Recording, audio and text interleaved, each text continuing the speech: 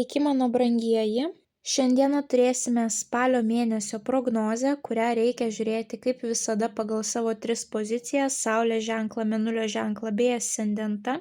Kiekvienos savaitės raktinius žodžius užsirašyti į užrašinę ir dar nukeliauti ir pasižiūrėti jaunaties bei pilnaties prognozes, taipogi pagal 3 zodiako ženklus. Ir tokiu būdu jūs turėsite labai detalų mėnesio vaizdą. Suprasite savo kiekvienos savaitės, kiekvieno mėnesio pamokas, kurias svarbu praeiti teisingai.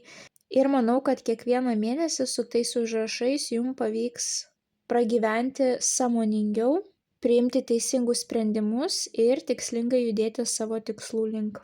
Na, o dabar šiek tiek laiku nukeliaukime į lapkričio mėnesį. Pas mus nuo lapkričio 9 iki lapkričio 29 bus retrogradinis Merkurijus. Merkurijus keliauja atgal, tai nėra geras laikas naujoms pradžioms arba pirkiniams.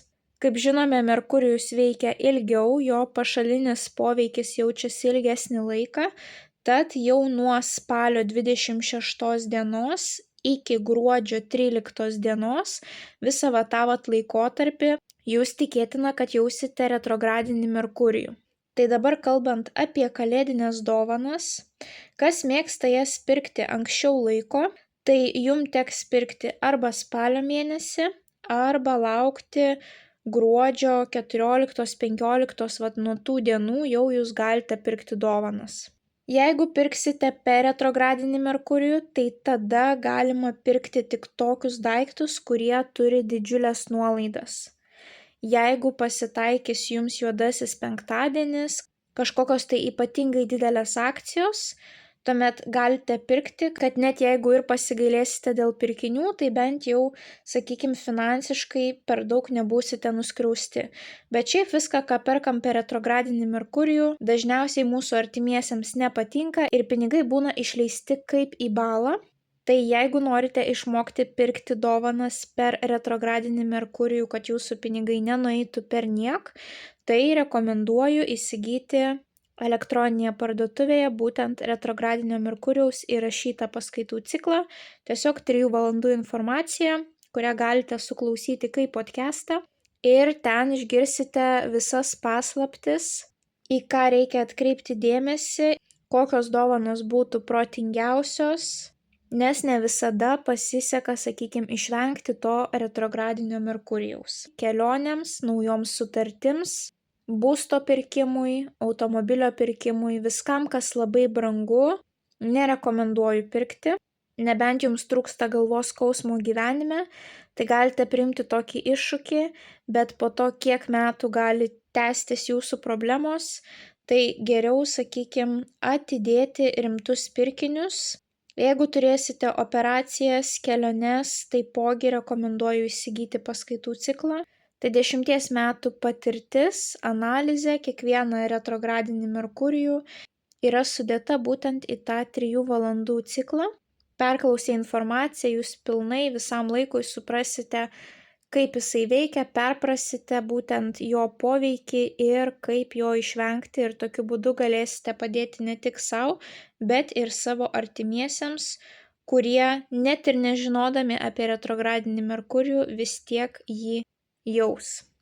Tai siūlau nesnausti spalio mėnesį ir jeigu turite kažkokių tai svarbių užduočių, nepalikite jų paskutiniai spalio savaitei. Na ir kaip visada, mano dėkingumas keliauja jums. Esu labai dėkinga už jūsų įsitraukimą. Be jūsų aktyvumo šis kanalas tikrai taip ilgai negyvuotų.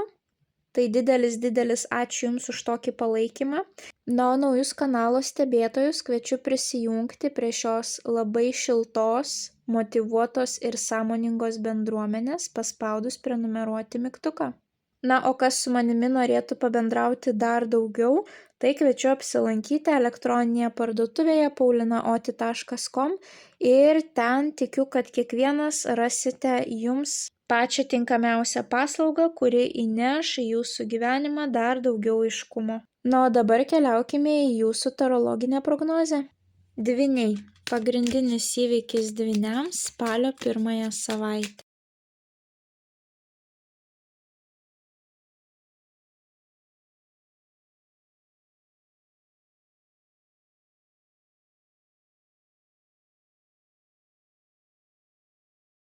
Vienas patarimas dvyniams apie jų spalio mėnesį.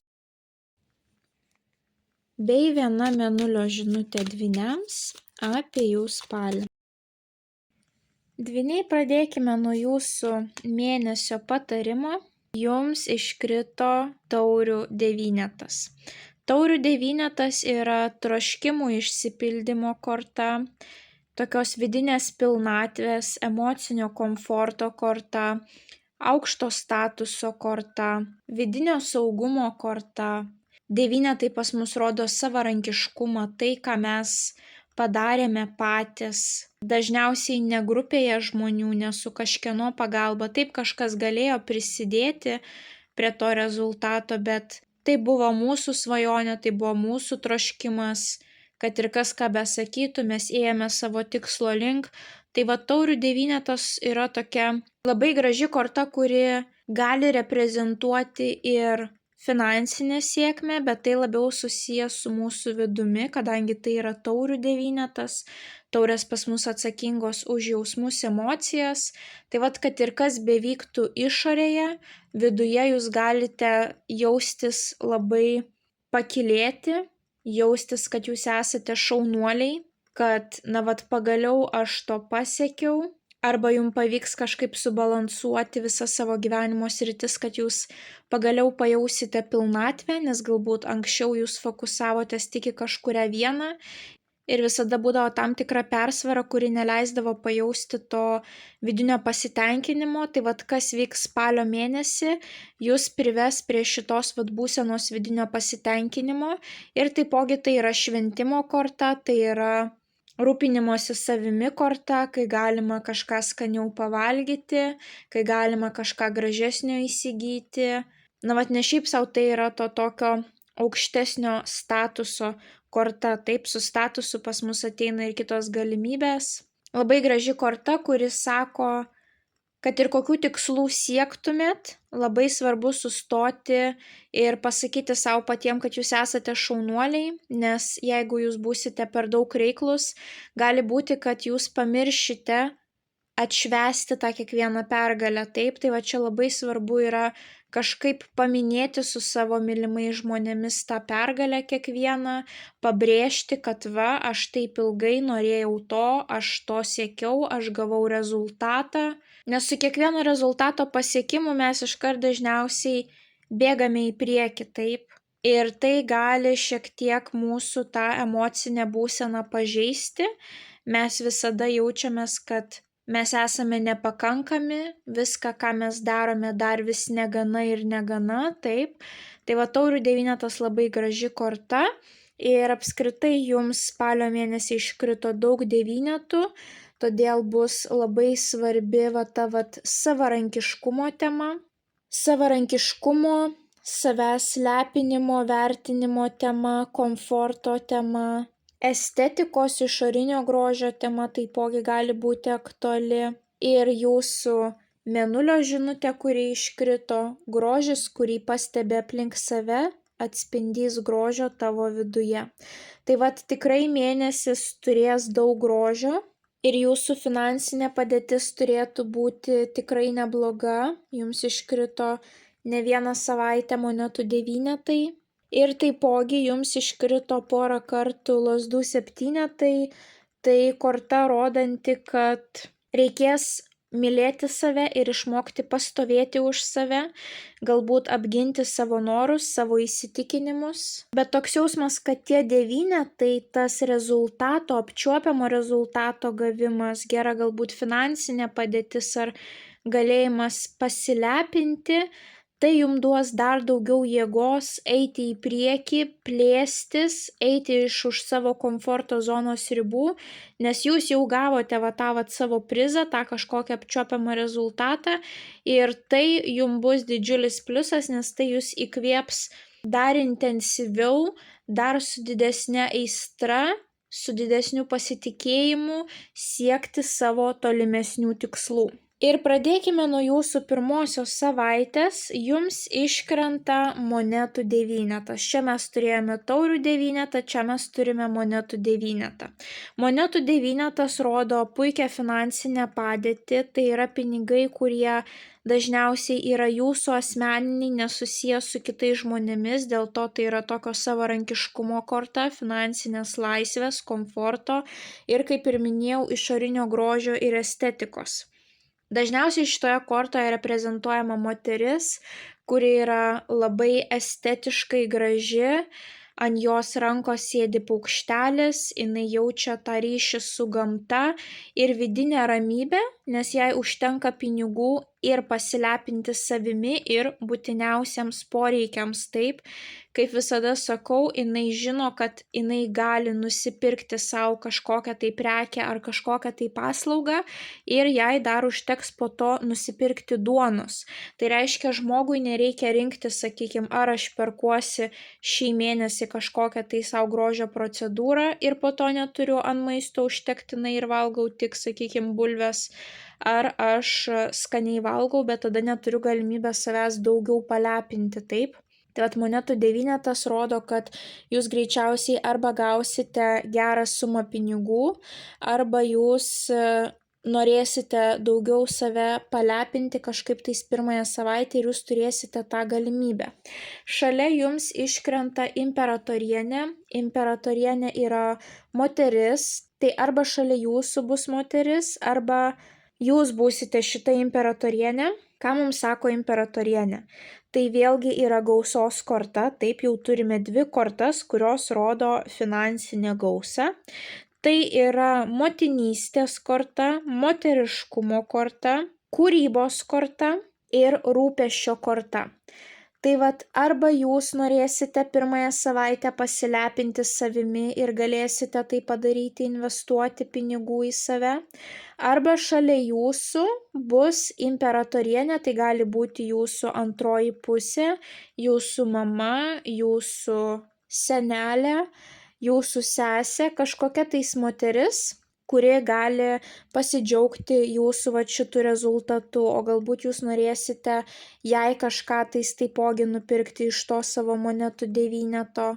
Jeigu esate moteris, imperatorienė gali rodyti, kad jūs pirmąją savaitę norėsite pasigilinti į kažkokias, pavyzdžiui, moteriškumo praktikas ar tiesiog prisiminti, kad jūs esate moteris. Taip, jeigu jūs ilgą laiką, sakykime, kovojote, turėjote ilgą laiką būti vyriškoje energijoje, tai pirmąją savaitę jūs leisite savo būti tikra moterimi, atsipalaidavusią, nestresuojančią, turinčią galimybę savimi pasirūpinti, palepinti save, taip.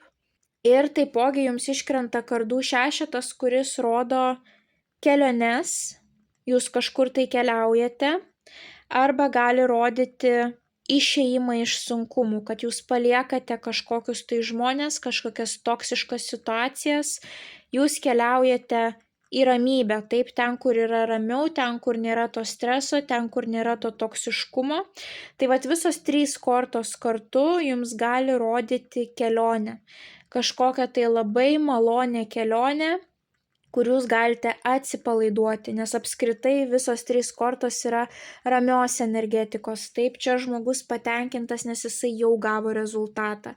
Čia moteris patenkinta, nes jinai susijungusi su gamta, jinai yra savo moteriškoje, rūpestingoje energetikoje. Taip, čia turime kardų šešetą, žmogus bėga jau nuo toksiškumo, reiškia, jisai bėga į tą šviesą tunelio gale, reiškia, irgi širdyje atsiranda tas toks palengvėjimas. Tai kažkam tai bus labai maloni kelionė, o kažkam tai bus savaitė, kai jūs nuspręsite, kad galbūt atėjo laikas išeiti iš darbo, pasiimti viską, kas man finansiškai priklauso ir šiek tiek laiko praleisti namuose, pabūti tą moterimi, kuri galbūt neina į darbą, o rūpinasi savo artimaisiais. O kažkam galbūt tas puikus finansinis rezultatas, kažkokie tais pasiekimai privers jūs apmąstyti, kad na va, gavau aš savo rezultatą ir galbūt nebeverta daugiau kaltinti kažko, kad va šitas žmogus kaltas, kad aš to neturiu, kitas žmogus kaltas. Taip tiesiog emocinis pykčio paleidimas, kad galbūt jūs ilgą laiką tiesiog virėte viduje, jūs kaltinote visus žmones, kurie jūs kažkada įžeidė, kurie kažką blogo padarė. Ir va ta pirmoji savaitė galbūt galimybė susijungti su gamta, pailsėti, atsipūsti, nesinervuoti dėl pinigų, visą tai sujungus kartu jums duos tokią ramybę, kad paleidžiu aš tas nuoskaudas, kas įvyko, tas įvyko, to nebepakeisi ir atsiranda va ta harmonija, taip kaip tas taurių devynetas, tas jūsų mėnesio patarimas. O galbūt kažkas keliausite į užsienį, kad jums pavyktų gauti tą monetų devynetą, tos aukštus finansus. O kažkas iš jūsų tokiu būdu save palepins, būtent kažkokia tais kelione. Kažkam iš jūsų taipogi gali būti, kad tas žmogus valtelėje tai yra ta imperatorienė, kuri atkeliauja pas jūs. Galbūt pirmąją savaitę jūsų mama atkeliaus pasimatyti su jumis, taip? Tai irgi gali būti tokie variantai. Esmė, susifokusuokite būtent į tos raktinius žodžius ir kaip jie jums gali sužaisti būtent tą pirmąją savaitę. Taip, tas monetų devynetas, savarankiškumas, finansinė laisvė, grožis, estetika, komfortas, sėkmingas pasiektas kažkoksai tai rezultatas, tuomet imperatorienė, moteriška energetika, motinystė, susijungimas su gamta, rūpinimasis savimi arba kitais, kūryba, gausa, vėlgi finansinė gali būti. Na ir kardų šešetas, kelionė, fizinis arba emocinis tam tikrų žmonių ar situacijų palikimas. Gali būti, kad pirmąją savaitę jūs norėsite pabūti vienumoje ir būtent vieni su ta valtele kažkur tais nuplaukti taip ir skirti visą laiką, visą savo energiją ir pinigus tik tai savo, taip. Tai kažkam gali būti ir tokia situacija. Tuomet antrąją savaitę jums iškrenta didysis arkanas Mėnulis. Mėnulis dažnai reprezentuoja mūsų baimės, paslaptis, abejones, iliuzijas. Mėnulis yra visų pirma tai nakties korta, o naktį mes nematome situacijos aiškiai.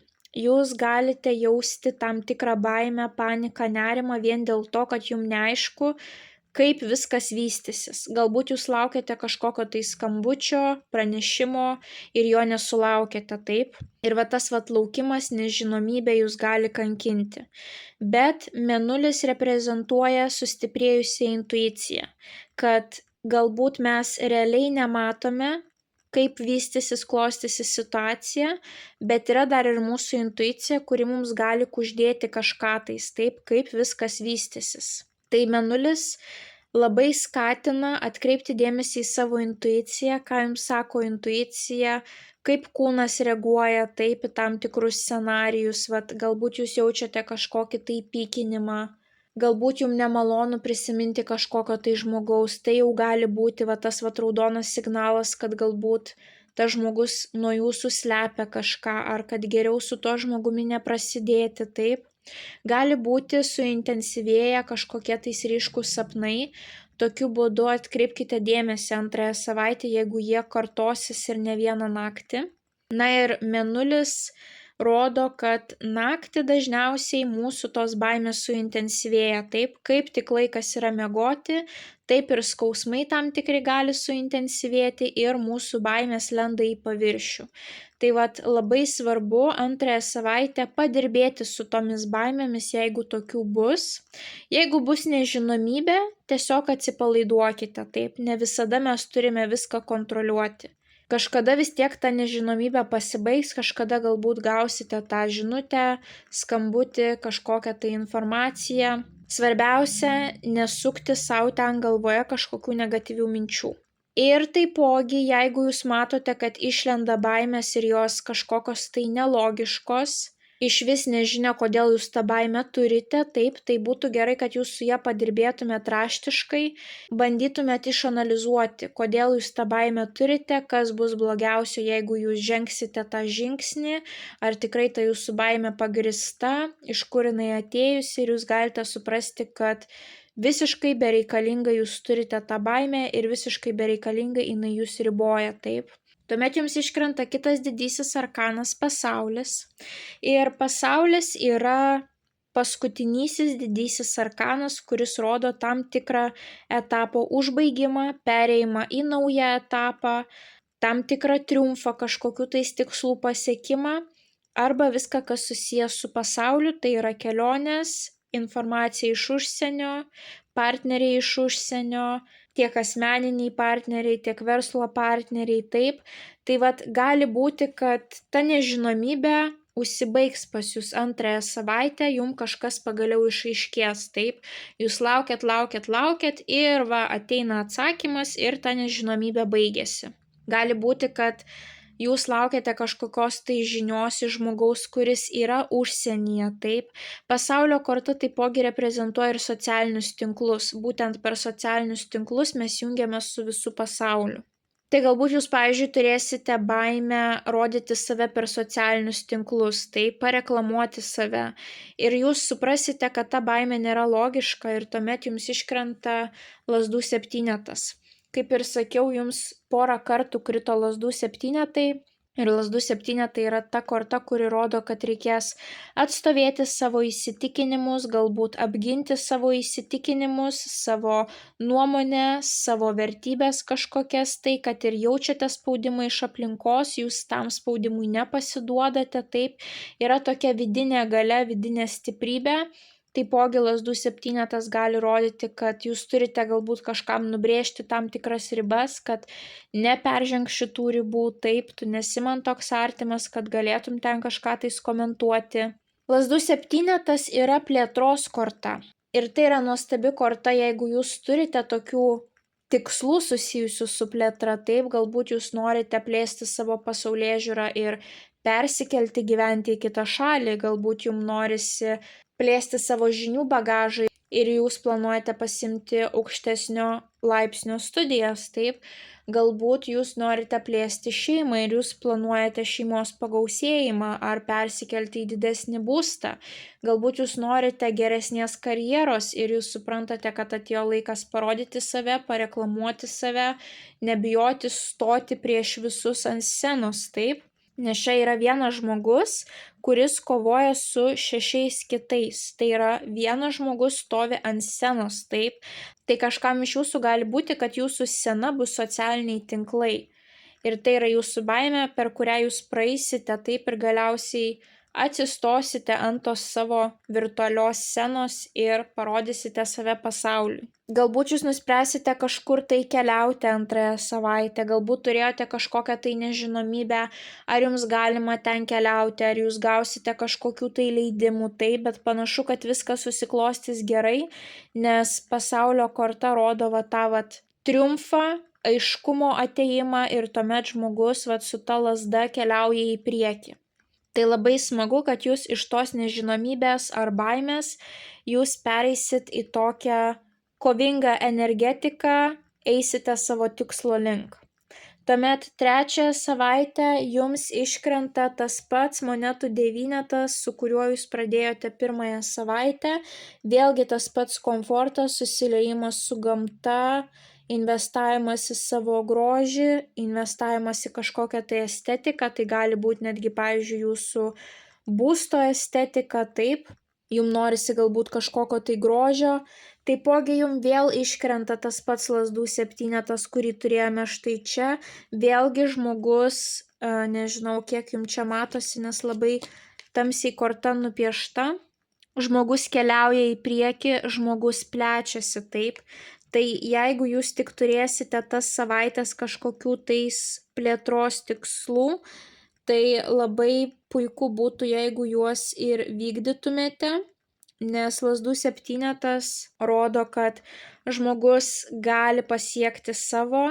Aišku, tai nėra komfortiška, tai, bet panašu, kad jūsų tai netrikdys ir nestabdys, taip? Jūs suprantate, kad per kančias į žvaigždes, taip, kad aš turiu kažką paaukoti, kad gauti savo rezultatą, kad man ant lėkštutės niekas nieko neatneš, taip? Tai vat vėlgi ta plėtros korta, savo pozicijos apgynimo korta ir viduryje jums dar iškrenta taurių dvejetas. Taurių dvejetas nuostabi korta, kuri rodo tandemą dviejų žmonių. Ar tai asmeniniai santykiai, ar tai verslo partneriai, ar tai artimas ryšys su savo šeimos nariu kažkokiu, tais pavyzdžiui, mama, tėtis, taip. Panašu, kad jūs turėsite ir gerą finansinę situaciją, ir galbūt kažkieno tais emocinę paramą, ir tokiu būdu jūs ir toliau keliausite savo tikslų link, taip, kiaurai sienas keliausite tiesiog. Tai vat taurių dvejetas gali rodyti, kad galbūt dar didesniai plėtrai jums reikės kažkokio tai žmogaus pagalbos. Galbūt tai plėtrai reikės būtent jūsų finansų, galbūt kažkokios tai estetikos, taip, kad atrodytumėt gražiai, kad turėtumėt pinigų, sakykime, investicijom kažkokiom, taip, na savo projektų, taip.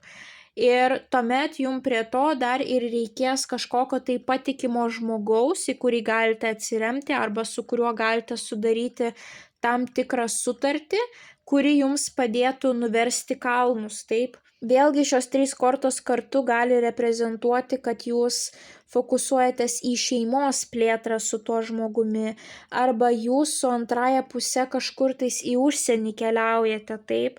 Jums čia iškrenta kardų šešetas, kelionės gali būti, čia iškrenta pasaulio korta ir lazdų septynetas, irgi kelionės judėjimas į priekį gali būti, čia taipogi lazdų septynetas, vėlgi kelionės judėjimas į priekį, kažkur tais augimas kažkoksai, tai taip. Net jeigu jums poroje gali būti kažkokių tai skilti sunkumų, bet jūs panašu, kad eisite iš savo komforto zonos, jūsų mąstymas bus toks, kad aš geriau su šituo žmogumi eisiu per sunkumus, negu aš būsiu savo komforto zonoje ir to žmogaus neteksiu, taip. Tai toks jausmas, kad jūs pasirinksite eiti kartu, kad ir kokie ten sunkumai bebūtų. Tai vėlgi fokusuojamės į raktinius žodžius, taip. Finansinė laisvė, komfortas, estetika, sėkmingas rezultatas pasiekęs jūs, tuomet lazdų septynetas vėlgi savo pozicijos tiesos apgynimas, savo tam tikrų asmeninių ribų nubrėžimas ir plėtra. Na ir taurių dvejetas pas mus atsakingas už partnerystę, emocinį ryšį, sąjungą. Partnerystė gali būti tiek asmeninė, meilės, tiek ir verslo arba tiesiog su kažkokiu tai šeimos nariu ar draugu. Esmė, kad tai yra du žmonės, kurie galbūt sudaro tam tikrą kontraktą, turi kažkokį tam tikrą susitarimą, taip ir juda į priekį. Na, o paskutinėje savaitė jums gali ateiti tam tikras nerimas. Vat jeigu kalbant apie vidinius kažkokius tai kirminukus, kurie gali jūs stabdyti, taip, tai tie kirminukai buvo antrąją savaitę būtent tas mėnulis ir paskutinėje savaitę kardų devynetas, monetų septynetas šiek tiek gali būti. Tuomet kalbant apie jūsų pirmąją ir trečiąją savaitę, čia nėra jokių kirminukų, tai yra tiesiog elementariai apčiopiami rezultatai ir veiksmai, taip. Tai va tiek pirmąją, tiek trečiąją savaitę pas jūs absoliučiai nėra kažkokių tais baimių, galbūt jūs gausite tą paramą žmogaus ir jūs suprasite, kad nėra ko bijoti, galbūt jūs padirbėsite patys su savimi, taip. Galbūt tas aukštas rezultatas finansinis pakels jūsų savivertę ir jūs suprasite, kad tikrai nėra man ko bijoti, aš viso to verta, taip. Tai vat emociniai dalykai jums nekiš kojos greičiausiai nei pirmąją, nei trečiąją savaitę, kur jums jie gali kišti koją antroji ir ketvirtoji savaitė. Tai va tas savaitės padirbėkite su savo galva, taip, čia va bus pagrindinis dalykas, nes rezultatą jūs turėsite aukštą. Vienintelis dalykas, kas gali jums kišti koją spalio mėnesį, tai yra tiesiog jūsų nepagristos baimės, kažkoksai tai savivertės aukštos neturėjimas, o tas nepasitikėjimas savimi, abejojimas, taip? Tai jeigu jūs susitvarkysite su savo mintimis, tai jūs labai džiaugsmingai praeisite per visą mėnesį. Tai paskutinėje savaitę jums iškrenta kardų valetas. Kardų valetas pas mus rodo pirmuosius žingsnius, kadangi valetai pas mus atsakingi už vaikus arba pagyvenusius tėvus, senelius. Ir kardai pas mus reprezentuoja būtent asmenis, kurie yra oro stichijos, vandeniai, svarstyklės arba dvyniai, taip, jūs būtent. Tai šita korta rodo pirmuosius žingsnius, kuriuos kaip ir vaikai žengia, taip. Tai yra smalsumas, stebėjimas, tyrinėjimas, komunikacija. Jūs galbūt gilinsite savo žinias, galbūt kažkokia tai sfera jūs labai sudomins, būtent galbūt ta sfera, kurioje jūs plečiatės, taip. Ar tai jūsų karjera, ar tai kažkokia informacija apie tas užsienio šalis.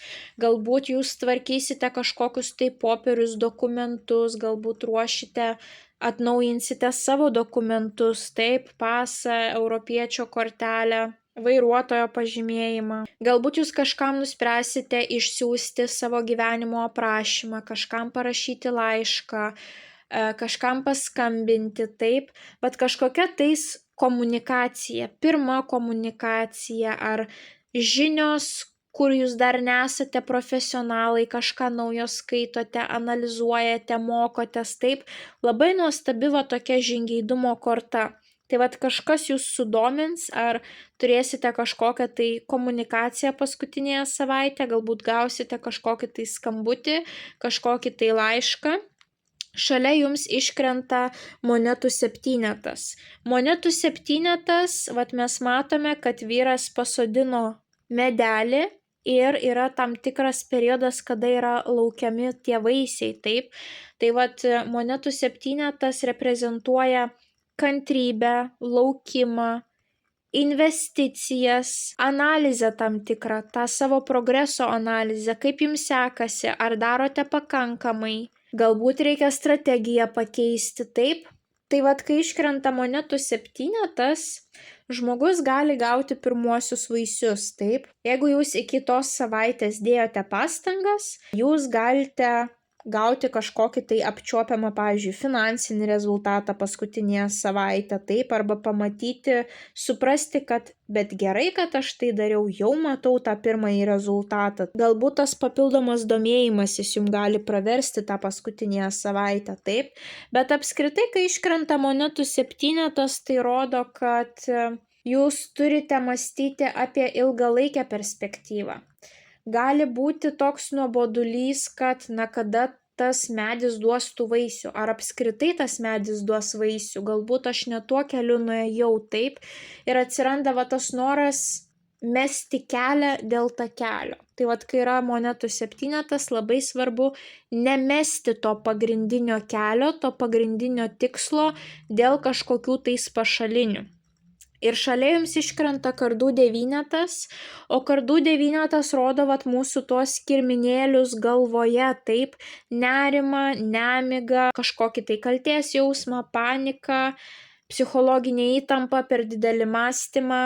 Gali būti ir visi skausmai susiję su stresu, taip, kai mes visą laiką sukam mintis ir tada, pavyzdžiui, mus surakina, arba mūsų spaudimas pakyla, arba, sakykime, širdies permušimai atsiranda, ar migrena suintensyvėja, ar tiesiog galvos skausmą dažnai jaučiame. Įvairiausios tokios ligos, kurios susijusios su mūsų stresu ir baime viduje, taip. Tai paskutinėje savaitę, jeigu jūs jausite baimę, tai čia yra tik dėl to, kad jūs nepasitikite savimi, kad jums norisi rezultato čia ir dabar, o kortos jums sako, nebūna didelių pasiekimų per naktį. Jūs darote viską gerai, jūs einate sėkmingų keliu, jūs ir toliau domėkitės, mokykitės, skaitykite, kurkite kažkokius tai ryšius, komunikuokite, ieškokite naudingų savo kontaktų, bet nesitikėkite, kad jūsų gyvenimas pasikeis per naktį, taip, ir neabejokite savimi ir vykite tą baimę, tą nerimą lauk. Kažkam, jeigu jūs neturėsite nerimo, tai tiesiog kardų devynetas rodys naktinį darbą, kad jums reikės užsiimti tomis savo veiklomis ir naktį. Taip, galbūt jūs dienos metu nespėsite, galbūt dienos metu bus kažkokie tais kiti prioritetai, bet jūs nepamiršite net ir naktį apie tą savo medelį.